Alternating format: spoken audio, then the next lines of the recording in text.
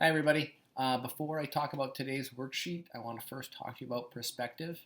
Anytime you're trying to draw something realistically, you have to take perspective into account. The real trick is knowing what perspective you are using. Let's visualize. First, is everything running parallel with each other, like an organized city on a very straight street? You are? Cool. Are you standing perpendicular to the buildings? Are you looking down that street or sidewalk and seeing objects get smaller as they recede into the distance towards the horizon line? Sounds like one-point perspective to me.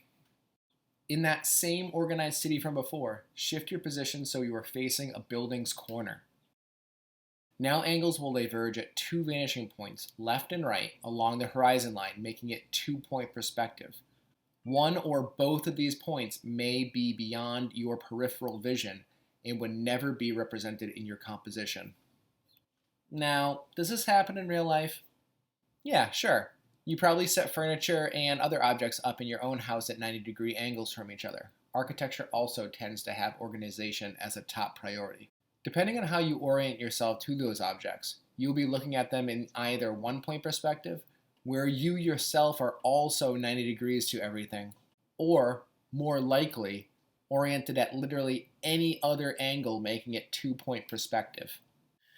Beyond 1 and 2 point, there are several other types of perspective I want you to know about. Aerial, or atmospheric perspective, basically things get lighter and less detailed as they go back in space. Because there is so much space between you and the object, it is hazier simply because of all the particles and debris that exist between. 3 and 4 point perspective. Here's a practice one I made this week just to shake the cobwebs off. In 3 and 4 point perspective, we must also recognize that based on the magnitude of some structures, that the vertical lines going up the tall buildings will also show distance by getting smaller and smaller, and if extended, converge to another third point. If you are able to understand that, then logically a fourth point must also exist far below your sight, down and down to the bowels of the earth. This distortion can also be linked to fisheye lens effects. Try taking a vertical panorama shot and see how the vertical lines warp as you scan upwards. And finally, multi-point perspective.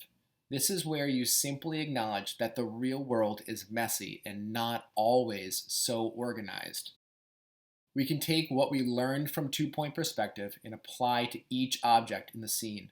Main difference being, if objects aren't set at that 90-degree angle, they won't share the same two vanishing points. The commonality in this scenario is the horizon line. The horizon line is your eye line. A common viewpoint is street level, placing the horizon line somewhere in the middle of the composition. While other angles, like a bird's eye view of a still life, the horizon line may be situated high above your composition altogether. What is the most interesting way to tell your story?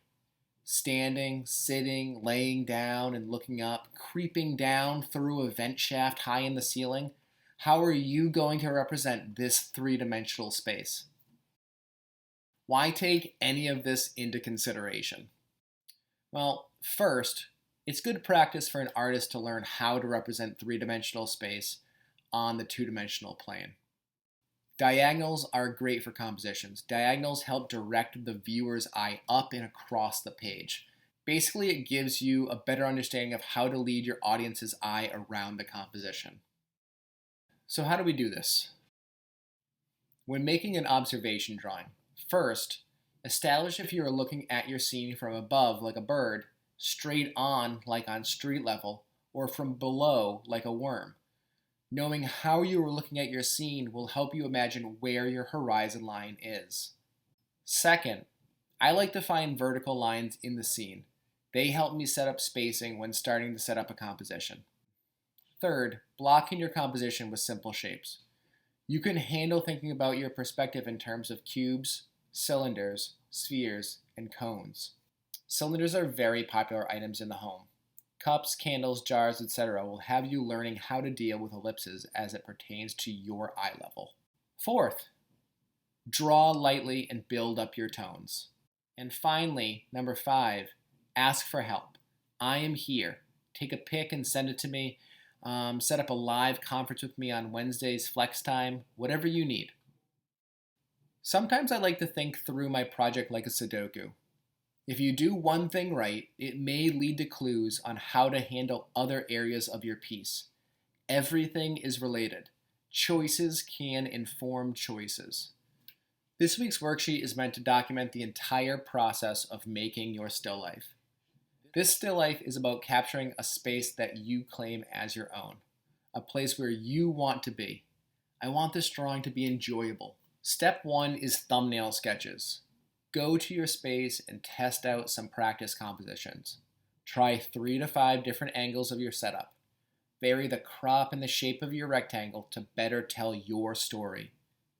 Remember, you need to put a rectangle around each sketch, otherwise it does not describe a composition. Step 2 is your preliminary drawing. Once you have found a composition you want to work with, take that small rectangle and make it a little bit bigger. Practice your angles and spacing. Test out textures and shading. A little more refinement. Take a look at this exercise provided in this Davis Publications drawing book. As you practice shading, remember it is planes of light and shadow interacting and abutting each other. Line does not have to be prominent. Step 3 is to actually create your art. You've put in the practice and are ready to devote some real time to this. Put in effort and draw what you see.